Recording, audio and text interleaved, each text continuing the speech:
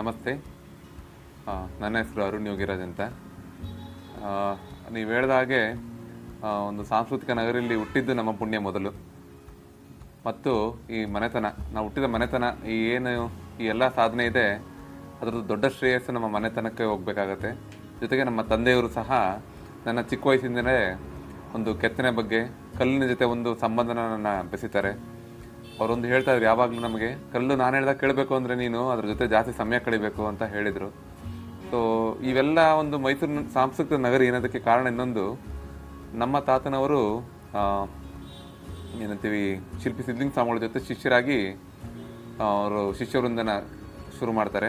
11ನೇ ವಯಸ್ಸಿಗೆ 25 ವರ್ಷ ಶಿಷ್ಯರಾಗಿ ಅವರು ಗುರುಸೇವೆ ಮಾಡ್ತಾರೆ. ಅವ್ರ ನಂತರ ಮೈಸೂರು ಬಿಟ್ಟು ಅವರು ಬಾಂಬೆಗೆ ಹೋಗೋಣ, ಇಲ್ಲಿ ಕೆಲಸ ಇಲ್ಲ ಅನ್ನೋ ವಿಷಯ ಗೊತ್ತಾಗಿ, ಆಗಿನ ಮಹಾರಾಜರು ಜಯಚಾಮರಾಜ ಒಡೆಯರು ಈ ವಿಷಯ ಗೊತ್ತಾಗಿ ಅವ್ರಿಗೆ ಮೈಸೂರಿನಲ್ಲಿ ಒಂದು ಅರಮನೆ,